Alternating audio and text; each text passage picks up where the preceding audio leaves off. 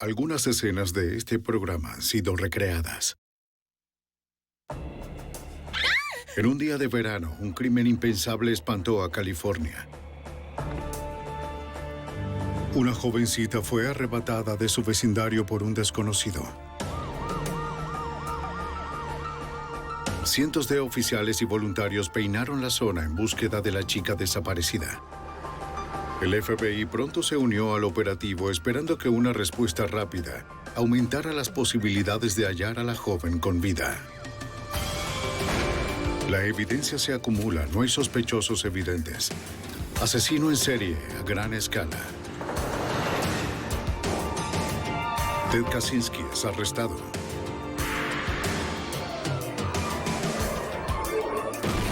Fugitivo a un prófugo. Los archivos del FBI.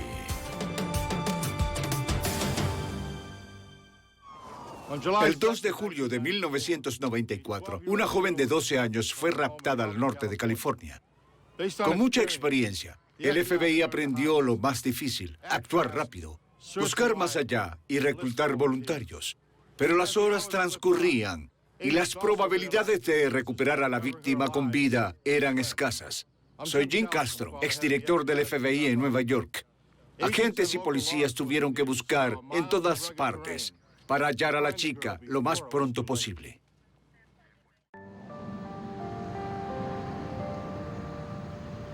Cada segundo cuenta. La pequeña ciudad de Lodi, en California, está en el corazón del llamado Estado Dorado, justo al sur de Sacramento. Está rodeada por algunas de las fincas más ricas del mundo, huertos y viñas famosas. La mayoría de sus habitantes disfrutan la tranquilidad de Lodi y la baja tasa de delitos en comparación con las grandes ciudades. El sábado 2 de julio de 1994, 3 de sus residentes más jóvenes descansaban mirando la televisión. Una chica de 16 años cuidaba a su hermanita y su amiga. Los padres de las niñas estaban lejos en Michigan, donde pasarían las fiestas del 4 de julio. A las 4 de la tarde, un visitante se detuvo. Un sujeto sin camisa, cubierto de tatuajes, preguntaba por la casa, la cual estaba en venta. Preguntó si podía pasar y revisar el lugar.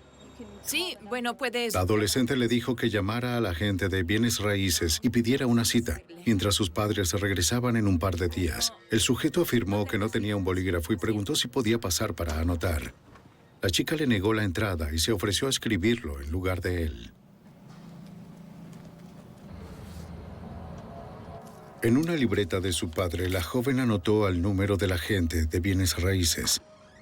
Ella se lo entregó al desconocido, quien se marchó con renuencia. No, vamos. Hola, me gustaría hacer un pedido. Una grande mitad. Mientras se acercaba la hora de cenar, la hermana mayor llamó para ordenar una pizza. Gracias, adiós. El sitio de comida más cerca estaba a 10 minutos. Recogeré la pizza. Las chicas no querían dejar su película, entonces la joven resolvió dejarlas en casa. Solo estaría fuera 20 minutos. Dejar a las niñas solas en corto tiempo no parecía demasiado riesgo.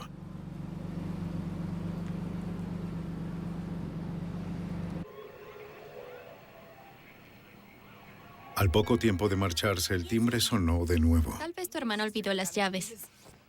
La hermana menor fue a responder. Hola, estuve aquí hace poco y hablé con una chica. El sujeto sin camisa había vuelto. Quería saber si podían prestarme una guía telefónica. La pequeña buscó una guía telefónica en la cocina.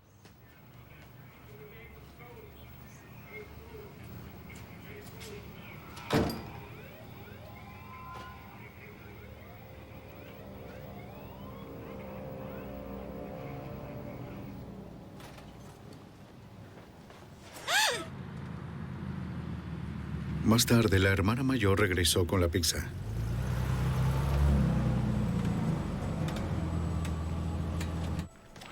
Llamó a las jovencitas, pero ninguna respondió. ¡Llegó la pizza! Con un cuchillo a su garganta, el sujeto sin camisa la atacó. ¡Auxilio! ¡No te muevas! ¡No te muevas! Forzó a la adolescente a subir a su habitación donde estaban las otras jovencitas atadas en la cama.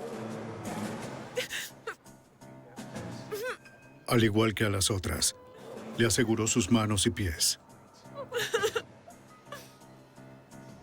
Ninguna sabía qué ocurriría. Temblando, la amiga de Katie sintió al intruso tirar de un nudo desde sus tobillos.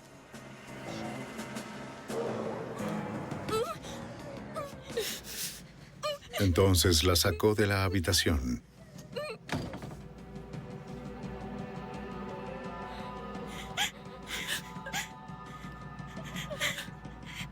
En una segunda habitación, el sujeto lanzó a la joven víctima hacia la cama, amenazando con matarlas si ella gritaba. Ató sus pies otra vez.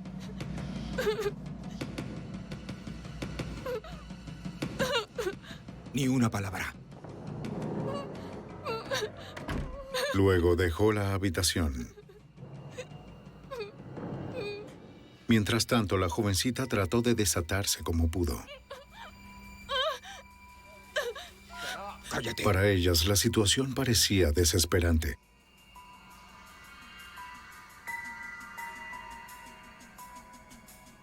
Tras varios momentos agotadores, la amiga de Katie encontró cómo liberar sus manos.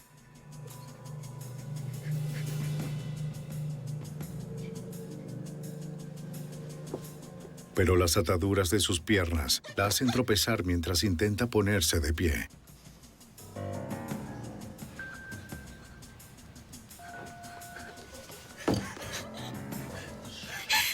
Escuchó pasos y lamentos de su amiga provenientes del pasillo. La chica se deslizó dentro de un armario.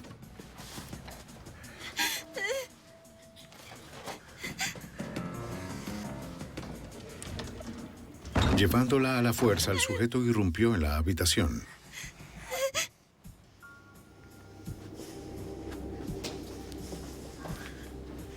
¡Arriba! ¡Arriba!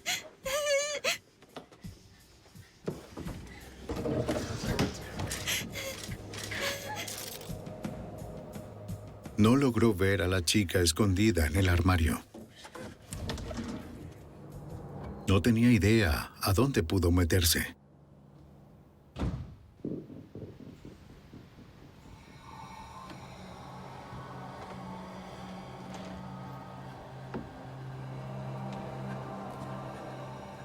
Sin oír más movimientos, la amiga de Katie se arriesga y deja su escondite.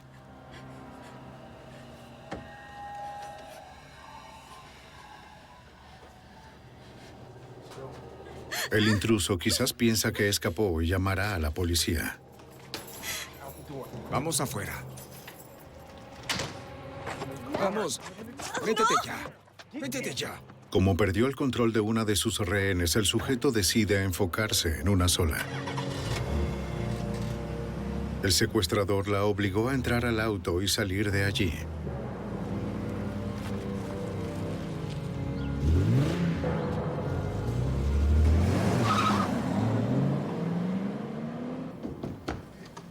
La joven que se ocultaba en el armario encontró a la hermana mayor en la siguiente habitación y la desamarró. La adolescente llamó al 911 y reportó que un hombre tatuado secuestró a su hermana, llevándose su auto deportivo rojo. ¡Se la llevó! No sabemos dónde está. La información fue transmitida a los oficiales de Lodi. Una respuesta rápida era esencial, ya que las posibilidades de encontrar a un menor secuestrado con vida disminuyen tras las primeras 24 horas. El jefe de la policía de Lodi, Larry Hansen, fue avisado de inmediato para encargarse del caso. La agonía de tener a tus hijos lejos es un temor de todos los padres. Creo que es el temor de una comunidad. Queremos a nuestros hijos seguros y particularmente queremos que estén seguros en sus hogares.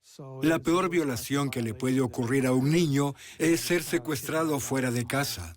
Los oficiales intentaron contactar a los padres de la víctima en Michigan, pero no ocurrió de manera inmediata. Descansaban en una cabaña remota, por lo que las autoridades de Michigan debían informarles sobre el secuestro de su hija. Las dos chicas dejaron la casa y fueron enviadas a un hospital para una evaluación antes de ser entrevistadas. La policía dispuso información sobre la placa del auto deportivo y la descripción de la niña desaparecida. Mi mayor temor era que este caso terminara como muchos otros, que tuviéramos un homicidio. Tú tratas de no enfocarte en ello, pero reconoces que el tiempo es esencial. Y ese individuo secuestró a una pequeña por una razón específica, una razón que solo especulamos, pero solo él sabe en su mente y corazón qué hará. Entonces, nos queda hacer todo lo posible para recuperarla pronto y con optimismo lograrlo. El jefe no perdió tiempo en llamar al FBI. El agente especial Charles Riley de la oficina del FBI en Sacramento sabía que debía actuar rápido si querían hallar a la jovencita. En ocasiones, los secuestros se hacen interestatales y a veces no. El problema es que no sabemos. Y si esperas a saber que haya un nexo interestatal en el crimen, a veces nos frena en el juego de obtener buena información. Entonces, lo manejamos de una vez como un secuestro. A las 8 de la noche, más de una hora después del rapto, los expertos del equipo de recuperación de evidencias del FBI y el Departamento de Justicia de California inspeccionan las habitaciones donde estuvieron las jóvenes cautivas. Durante las siguientes 12 horas, ellos recolectaron vellos y fibras a través del lugar. Los expertos también limpiaron las superficies para buscar huellas digitales. Esperan que algún rastro de evidencia ayude a identificar al agresor desconocido.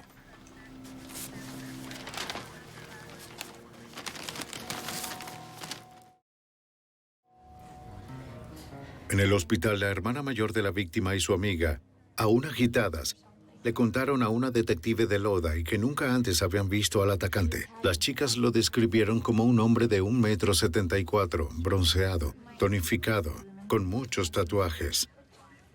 También detallaron lo ocurrido solo horas atrás. La jovencita manifestó sentirse aterrorizada cuando su amiga no respondía, tras salir a atender al extraño. Katie, ¿dónde estás?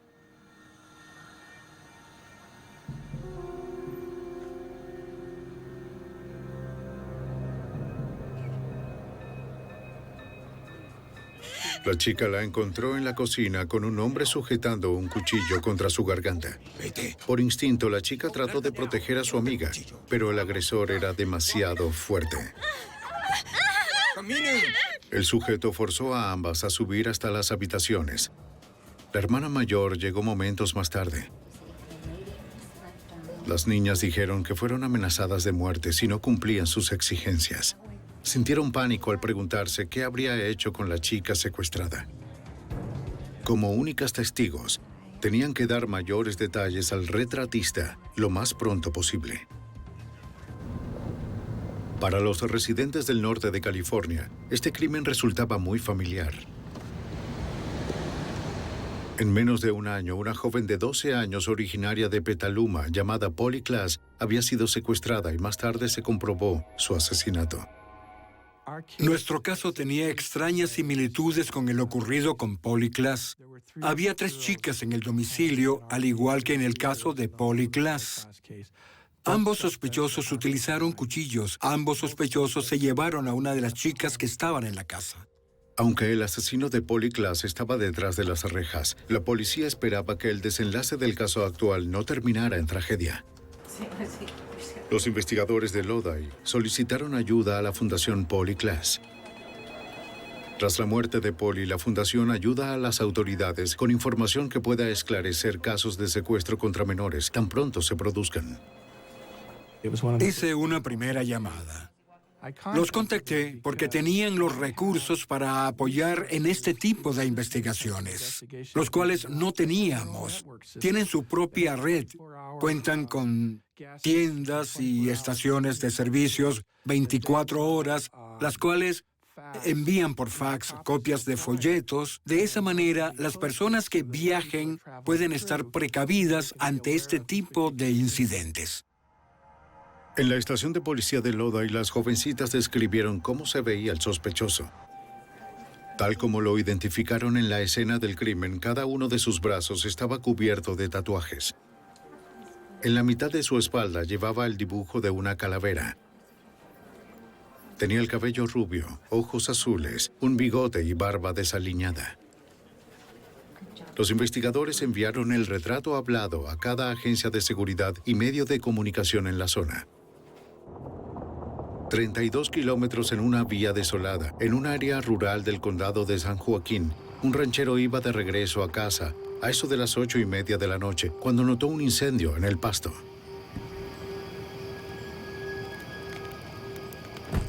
A lo lejos observó un auto deportivo aparentemente abandonado con sus puertas abiertas. Un auto deportivo en mi propiedad. Envíen a alguien inmediato. Llamó al 911.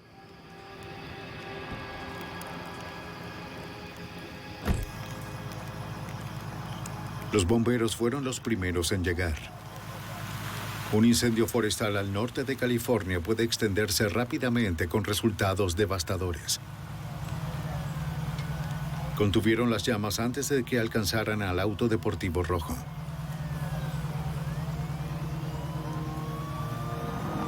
El alguacil de San Joaquín, teniente Mike Padilla, llegó momentos más tarde. Recibimos el aviso de un incendio sospechoso. Las llamas cubrían el lugar y allí estaba el vehículo abandonado. Cuando vimos el auto, coincidía con la descripción transmitida en señal de alerta por la policía de Lodi. Era muy similar al vehículo y cuando pudimos acercarnos al auto y leer la placa, la registramos en nuestra lista. La policía confirmó que ese era el vehículo. Al parecer, el auto provocó el incendio tras rodar por el terreno del ranchero y detenerse contra unos escombros. La policía no encontró signos de la víctima o el secuestrador. Solo podían esperar que estuvieran cerca y la chica siguiera con vida. A las 8:30 del 2 de julio de 1994, 1 hora y media tras el secuestro de una chica en Lodi, California, los investigadores hallaron el vehículo robado en un incendio registrado en el condado de San Joaquín. La chica y el secuestrador no estaban allí. El alguacil de la localidad, teniente Mike Padilla, se unió a la policía de Lodi y al FBI. El teniente de Lodi llegó y nos reunimos en la escena y llegamos a pensar si era posible que nuestra víctima estuviera en el maletero del vehículo y aunque es un auto pequeño, sería lo suficientemente grande para meter a una chica. Las llaves no se encontraban, entonces los bomberos cortaron el seguro del maletero. No escucharon ruidos ni gritos. Temían lo peor. El maletero estaba vacío. Aunque no encontraron nada dentro o cerca del vehículo que indicara el paradero del sospechoso, el auto deportivo se convirtió en el nexo de la búsqueda, de acuerdo al agente especial del FBI, Charles Riley. No sabíamos si la víctima y el agresor estaban cerca del auto o su posición. Actuábamos bajo una premisa que podían estar muy cerca. Nuestra mayor preocupación era hallar a la víctima a salvo y hallar al sujeto si era posible. Como el área era muy remota, era improbable que el asaltante hubiese robado otro vehículo y hubiese huido de la zona. Era más probable que estuviera a pie, por lo que tomó a la víctima de 12 años de edad y la movió a través del terreno escabroso. El teniente de la policía de Lodi, Gerald Murray, estaba consciente que las probabilidades de hallarla con vida disminuían. Por estadísticas, es usual que una víctima no viva mucho una vez que entra a una zona rural y el agresor tenga el control, al igual que este tipo de situación. Entonces, estábamos muy preocupados por cómo ella vivía esta experiencia. Teníamos que enfocarnos en lo que sabíamos. Nosotros teníamos los recursos, el entrenamiento y el personal que buscaría y hallaría a esta persona. A las 8:45, el FBI y la policía local tenían helicópteros en la escena.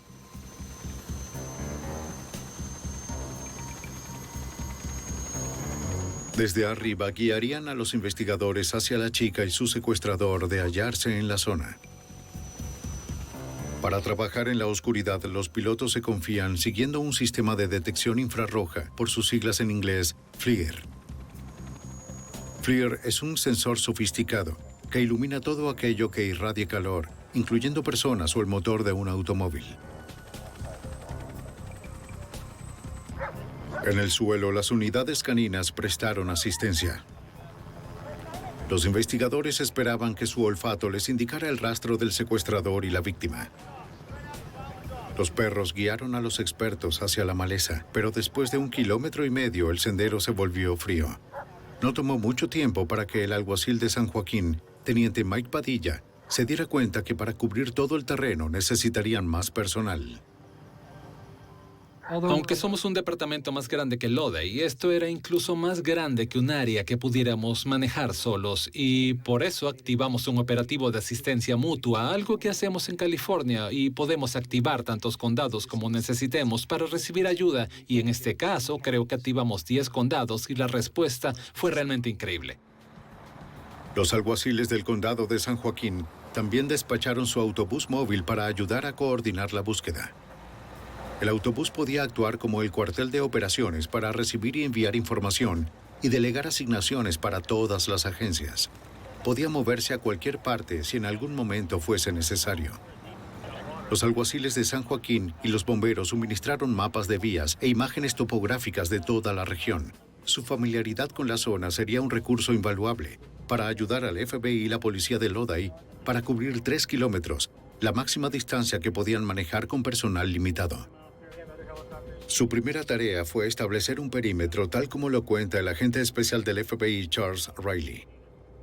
Desconocíamos el tiempo desde que llegó por primera vez el auto hasta que eran buscados, tanto la víctima como el agresor. Así que intentamos establecer un perímetro en un punto que funcionara. En este caso escogimos las vías de la zona donde fue hallado el auto. Por desgracia, esas vías eran de gran distancia. Debíamos revisar en cada dirección y teníamos que inspeccionar el perímetro para asegurarnos que nadie dejara esa área. Las unidades de patrullaje de California, las autoridades de San Joaquín y la policía de Lodi encabezaron una vigilancia a lo largo de las rutas más largas dentro y fuera del área. El perímetro se extendió 1,5 kilómetros por toda la zona donde fue hallado el auto deportivo. Varios helicópteros permanecían en el aire con la esperanza de detectar a la jovencita y su secuestrador. Dentro del perímetro, equipos de búsqueda interrogaban a los residentes a lo largo del terreno montañoso. Consideraron la posibilidad de que el sospechoso conociera a alguien en la región. Agentes y oficiales suministraron una descripción del secuestrador y su víctima y preguntaban a los propietarios si habían visto algo inusual en las últimas horas. Nadie tenía información y se sorprendían de conocer sobre el intenso operativo. Con la asistencia del Departamento de Alguaciles del Condado Calaveras, pudimos asignarles una búsqueda de propiedad en propiedad. Primero que todo, en las estructuras de cada una. Segundo, contar todos los vehículos, equipo de agricultura, equipos todoterreno, ese tipo de cosas. Y también informar a los residentes qué hacer en caso de que vieran a la víctima o al sospechoso.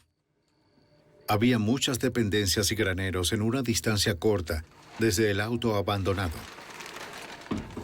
Los propietarios se dirigían a los oficiales y agentes y les permitían buscar en cada estructura. Tras 2 horas, nadie obtuvo rastro del sujeto tatuado o la jovencita.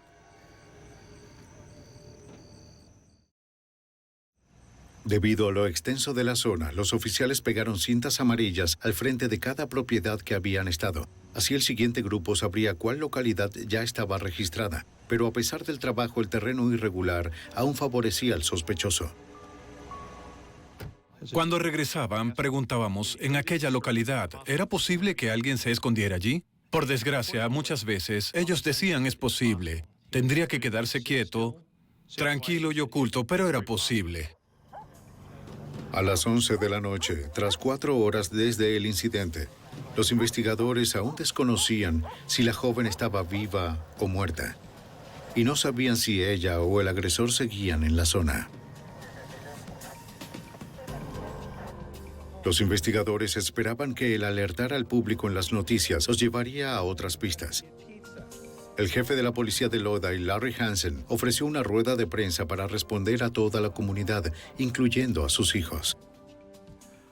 Tengo 5 hijos. Mi hija menor tenía 5 años de edad en ese momento y estaba consciente del incidente que ocurría.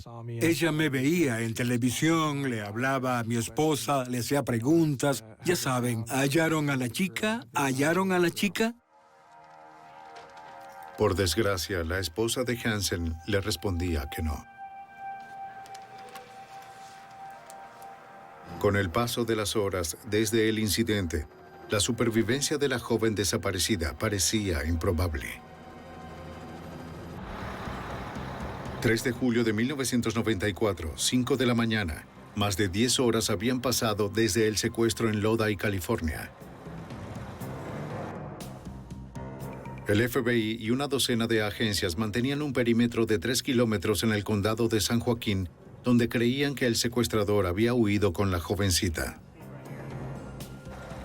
Más de 100 oficiales, incluyendo al teniente Gerald Murray, lidiaban con cómo continuar mientras existía una devastadora incertidumbre. Estábamos muy preocupados. Es decir, ¿debíamos seguir ahí? ¿Perdemos nuestro tiempo aquí? ¿Están al sur de la autopista 26 y los perdimos? ¿Le hará más daño? ¿Cometerá un homicidio? ¿Qué se supone que hará? ¿Irá acaso a secuestrar a otra víctima o tomará un rehén? Tienes mucho en tu cabeza y piensas lo mejor. Lo mejor para prevenirlo. Mientras la búsqueda continuaba, un equipo de la policía local y agentes del FBI permanecieron en el comando ubicado en la biblioteca de Lodi. Coordinaban docenas de oficiales nuevos y voluntarios que querían ayudar. Sí, agente. El agente de policía Charles Riley ayudaba en la búsqueda. ¿Qué edad tiene? Pues la búsqueda fue organizada en pequeños grupos y a cada uno se le asignó un sector de la investigación. Creo que eran 4 o 5 personas por equipo, así podían extenderse y cubrir una zona. Asignamos zonas cercanas a cada grupo hasta cubrir el área como un mosaico. Y luego se reportaban de vuelta al comando. Tan pronto salió el sol, los equipos tomaron ventaja de la luz. Iniciaron búsquedas en toda la región con la esperanza de hallar alguna señal de la joven o su asaltante, quizás aún en el área. El agente del FBI, Charles Riley, ayudó a coordinar estas pesquisas minuciosas. Les dijimos antes de partir que podíamos hallar cosas que resultaran evidencia para el caso. Podíamos hallar ropa, cualquier cosa relacionada. Uno de los problemas era que no sabíamos qué elementos podían estar relacionados o no. Por eso no queríamos dejar pasar por alto cualquier cosa que pudiera ser evidencia. Les dijimos que si hallaban algo conectado al caso, lo marcaran y llamaran. A las 11 de la mañana, los investigadores cubrieron todo el territorio hasta el suroeste, en el perímetro establecido en la autopista 26. Se movieron al sur, donde había más lugares para alguien ocultarse. Había huertos con árboles, mucha maleza y bastante pasto. 8 perros, patrullas a caballo y agentes a pie continuaron la búsqueda en el terreno. El área se volvió tan extensa más allá del perímetro, por lo que nuestra tarea de búsqueda se hacía menos precisa. Si queríamos hallar a alguien tratando de ocultarse, era muy difícil. Evaluamos eso a pesar que pudo escaparse durante la noche a través del perímetro porque no estaba del todo controlado, o quizás estaba fuera de él antes de establecerlo. Mientras hacíamos la búsqueda, para nada. Esas 2 ideas las evaluamos durante el día. Esperando por una pista, los investigadores sondearon el vecindario en Lodi, donde el secuestro tuvo lugar 15 horas antes. Buenas tardes. Soy el detective. Como el sospechoso se acercó a la casa a pie, quizás vivió cerca o fue contratado por alguno de los vecinos como jardinero. Un tipo joven vino por acá y... Descubrieron que nadie lo conocía, pero no recordaban haber visto a un sujeto tatuado. Una jovencita confirmó que había hablado con el sospechoso una hora antes del incidente. El agresor caminó por todo el vecindario, viendo las casas con los anuncios de venta. Hola. Oye, vine por el anuncio de venta. Al igual que en la casa de la víctima, dijo que estaba interesado en comprar y preguntó si podía pasar a revisar. Ella se rehusó y le dijo que llamara al agente de bienes raíces. Pero no quedó satisfecho.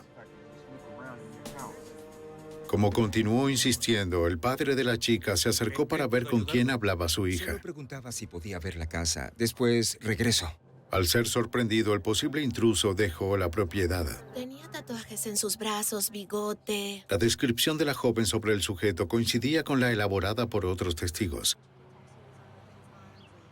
Parecía que el atacante buscaba la oportunidad de asaltar jovencitas, de acuerdo al jefe de la policía de Lodi, Larry Hansen. Se vuelve difícil darse cuenta que en efecto hay personas en el mundo que se aprovechan de nuestros hijos para secuestrarlos, asesinan y siguen por allí sueltos como si nada. Aún existen y siguen en nuestras vidas. Hay personas que planifican cómo robar a un niño. Es un hecho espantoso entender que en verdad eso ocurre. Dentro y alrededor de Lodi, cientos de voluntarios postearon folletos de la joven desaparecida, incluyendo un dibujo del secuestrador. Con la ayuda de la Fundación Polyclass, eran capaces de llenar toda la zona con 20,000 folletos en cuestión de horas. Finalmente, uno de los folletos funcionó.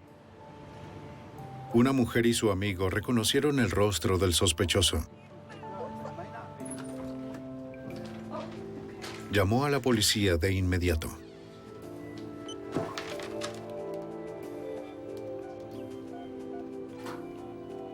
¿Hablo con la policía de Lodi? La mujer le contó a un detective que le parecía que el hombre del dibujo podía ser su hijo de 25 años, Stephen Reese Cochran. Sí, sobre la pequeña. Desde el comando en la biblioteca de Lodi, un oficial ordenó a los investigadores ir hasta su casa y tomar su declaración.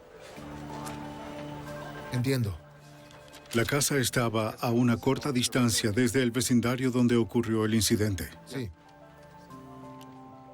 Cochran, de hecho, le contó a su madre que tenía la fantasía de secuestrar a una jovencita, de llevarla en su camino y asesinarla. Así que eso sería una fuerte posibilidad.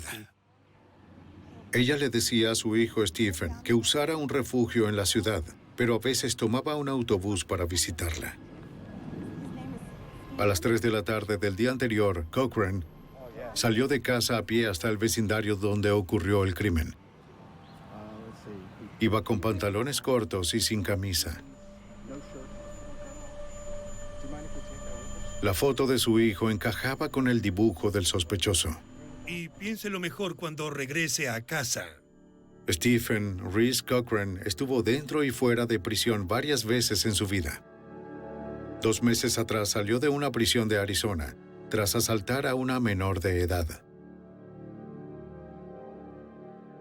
El FBI nos ayudó con una copia de las huellas de Stephen Cochran, enviadas por fax. Teníamos unos buenos expertos en el Departamento de Justicia. Levantaron las huellas dentro de la casa, compararon las huellas del señor Cochran y fue una clara coincidencia. De inmediato, la policía publicó su fotografía en los medios. Esa tarde, 17 horas después del hecho, un ciudadano llamó a la policía para contarles que vio al fugitivo en un estacionamiento a 40 kilómetros de Lodi.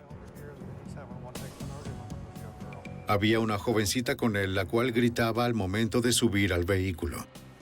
La policía debía actuar rápido si querían rescatarla antes que volviera a desaparecer.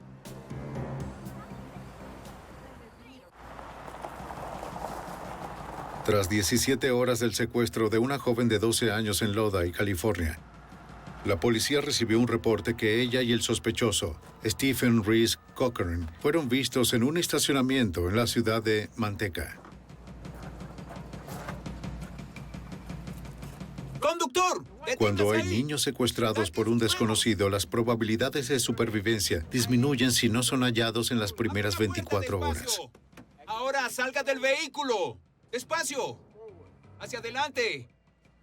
Camine hacia atrás. ¿Qué es lo que sucede? Hasta que le diga. El hombre con tatuajes se parecía al sospechoso. Ponga sus manos detrás de la cabeza.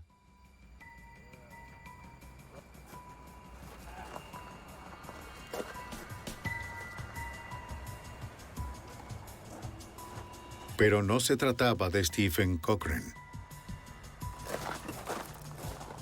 La jovencita era su hija, no la pequeña secuestrada. El error de identidad fue uno de los tantos agregados por el teniente de la policía de Lodi, Gerald Murray. Había reportes durante la búsqueda del sospechoso que resultaban en falsos positivos, pero igual debían ser investigados y revisados, lo cual agregaba confusión al proceso. Por ahora, más de 400 oficiales y voluntarios servían en la búsqueda en San Joaquín, donde el agresor abandonó el vehículo robado 18 horas antes. Aún no habían señales, ropa o pisadas del sospechoso o la chica. Aunque el fugitivo hubiese perdonado la vida de la joven, su condición estaría en peligro con el calor al norte de California, sobre todo si estaba atada o herida. Comienzas, con el pasar del tiempo, a sentir que obviamente lo peor va a suceder. Conversé con varias personas en el comando. Nos sentábamos a discutir todas esas emociones y sentimientos. Es una forma de desahogarse, creo que por salud mental. Siempre que concluyes, sientes un segundo aliento, otra ráfaga de esperanza, algo más que hacer, otra manera de organizarse, otro paso que logre un buen resultado. A las 2 de la tarde, un auto se acercó hasta los oficiales, en una vía dentro de los 3 kilómetros del perímetro.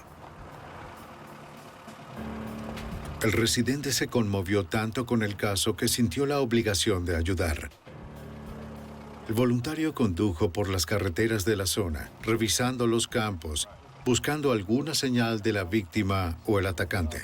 Charles Riley, agente del FBI, afirmó que su colaboración marcó una diferencia. Las pesquisas seguían, sobre todo en el área del sur, la zona alrededor del arroyo y el follaje pesado.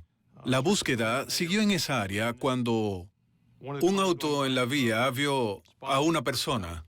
Era una zona donde no teníamos equipo de búsqueda. Justo después de que el conductor dejó su residencia, vio a un hombre sin camisa merodeando en el pasto.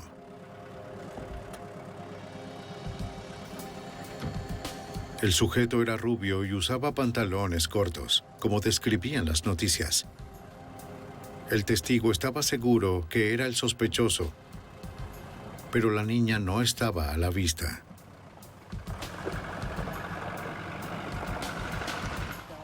Aún después de 19 horas y varios kilómetros, era la primera esperanza que tenían los investigadores de hallar al fugitivo. Uno de los oficiales avisó por radio para alertar sobre la posición del sospechoso. Una respuesta rápida era esencial para encerrarlo antes de que se alejara. Tanto agentes como detectives convocaron a todo el personal. Recibieron otra llamada, esta vez de un oficial de pesca y caza. Una voz alcanzó la radio y decía, hay un sujeto aquí en los corrales de caballos. Era un tipo de pesca y caza que hablaba coloquial por la radio. Así que nos congelamos como un ciervo en autopista. ¿Entendí bien lo que dijiste? ¿Fue un sujeto o un sospechoso? Un sujeto puede ser cualquiera. Podía ser alguien no involucrado. Sí, seguro es el tipo, ya saben. Nos quedamos... Nos salieron antenas, con la piel de gallina y todo. Entonces, un agente federal, mi contraparte y yo, esperamos en un auto y nos movimos.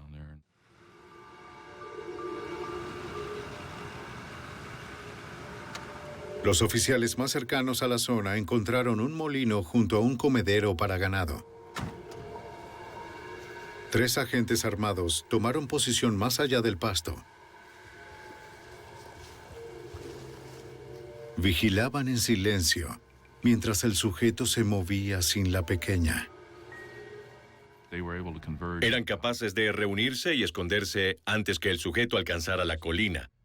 El sospechoso parecía moverse en esa zona, quizás deshidratado y asumiendo que encontraría agua en ese lugar. El fugitivo parecía exhausto, pero la policía no sabía si aún portaba un cuchillo. ¡Policía! ¡Deténgase! ¡Sus manos detrás de la... Finalmente atraparon a Stephen Reese Cochran. El ex convicto afirmaba no saber por qué lo arrestaban. Decía que no recordaba nada de lo ocurrido en las últimas 24 horas, asegurando que estaba bajo el efecto de las drogas. Cuando los investigadores le preguntaron sobre la víctima, se rehusó a responder. Para el jefe de la policía de Lodi, Larry Hansen, fue un momento de emociones encontradas. Era un alivio saber que ya estaba en custodia, pero me dolía porque la víctima no estaba con él. Me preocupaba mucho que no estuvieran juntos, así que no me dejé atrapar por el hecho de que lo teníamos. Aún había una pequeña que encontrar. Como Cochran se rehusó a cooperar, el paradero de la chica y su condición eran aún inciertos. Pero los investigadores no descansarían hasta recuperar a la joven o su cuerpo.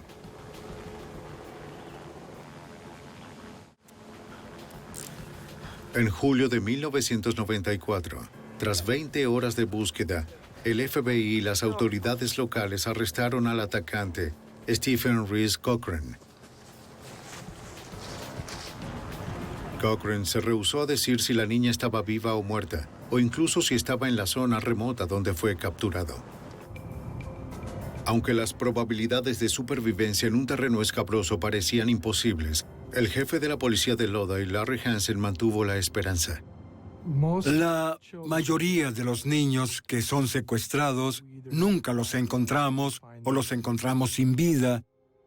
Y mientras el caso se desarrollaba, era consciente de ello. Sin embargo, nos manteníamos positivos y con toda la atención en creer que sí la encontraríamos. Las autoridades luchaban con el qué hacer ahora. 400 investigadores, 10 perros policías y 3 helicópteros buscaban desde el amanecer, pero no eran capaces de hallar ni la más mínima evidencia del paradero de la chica. El teniente de la policía de Lodi, Gerald Murray, evaluó las posibilidades. En ese momento teníamos 2 opciones. Intentar seguir el olor del sospechoso desde donde fue arrestado hasta la víctima o iniciar una búsqueda desde el área cercada en la autopista 26. Caminar hasta el norte y con suerte llegar a donde estuviese la víctima.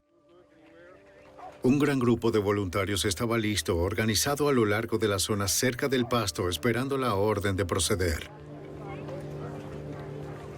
Agentes y detectives estaban preocupados y debían dejar pasar a ese grupo al campo. La multitud tal vez dañaría la evidencia o pasaría sobre la jovencita sin verla. Era un momento crítico, y al igual que los investigadores, el agente especial del FBI, Charles Riley, sentía la urgencia. Piensas mucho en las familias porque todos allí tienen una y tratas que sea profesional, pero se convierte en algo personal. Te preguntas si es tu hermana o tu hija. Siempre piensas esas cosas. Los investigadores decidieron que la mejor propuesta era usar perros nuevos para rastrear el olor de Cochran hasta el abrevadero. El problema era que a la unidad canina le tomaría 30 minutos llegar al lugar. Pero los voluntarios no querían esperar.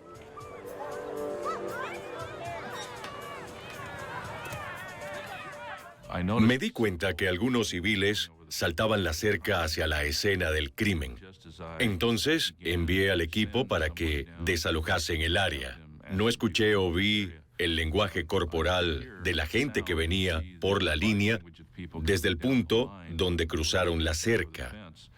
Era obvio que sucedía algo, pero en ese momento no podía distinguir qué decían hasta que alcancé a entender. La multitud gritaba, ¡es ella! ¡Es ella! Como un fantasma, una pequeña figura apareció detrás de la maleza. Nadie podía creer lo que sucedía. La chica estaba viva y se movía para el júbilo de los investigadores. El detective ordenó a los oficiales a reunirse con ella. ¡Muévanse! ¡Muévanse! ¡Vamos hacia allá! ¡Vamos!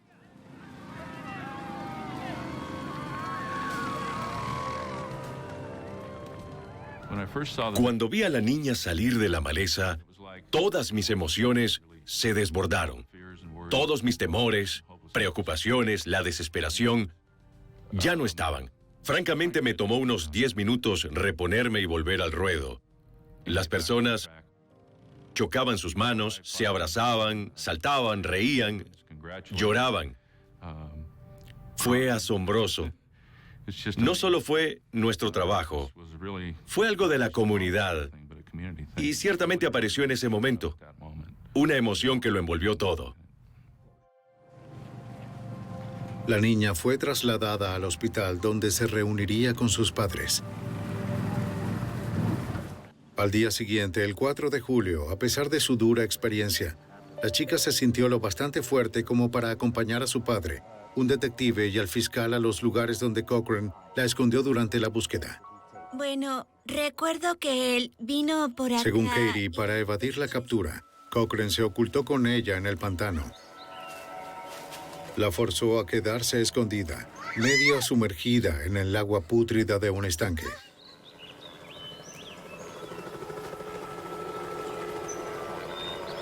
No tenía qué beber y ella no había comido en más de 24 horas. Cochran no dejaba de moverse. No se quedaba quieto por mucho tiempo. ¡Vamos! ¡Cállate!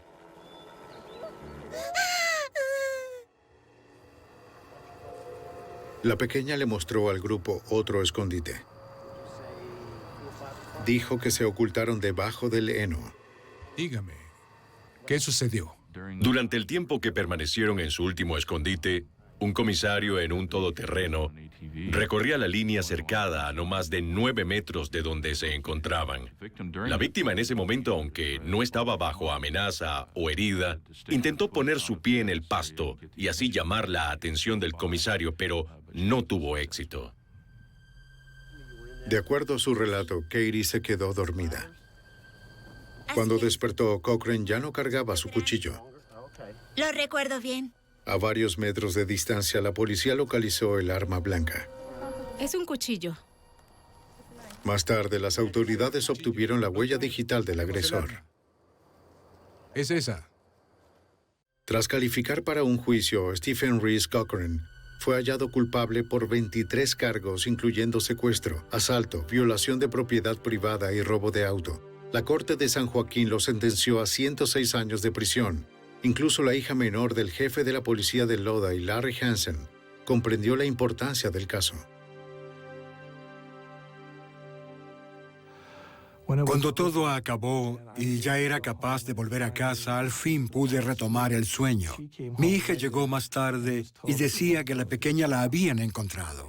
Ella pasó por el pasillo, entró a mi habitación, besó la puerta y dijo, "Gracias, papi". Cuando hablo con otros oficiales de este tema, hago hincapié en que una niña de 5 años pudo entender el impacto en este caso. Imaginen el impacto que tendría en la comunidad. El exitoso desenlace del caso en Lodi, California, con el legado de Polly Klaas y la Fundación de Niños Desaparecidos, se convirtieron en modelos para el manejo de otros casos de secuestros en todo el país. Con una respuesta rápida de ciudadanos y oficiales por igual, las comunidades aprenden cómo incrementar los porcentajes de supervivencia cuando uno de los suyos desaparece.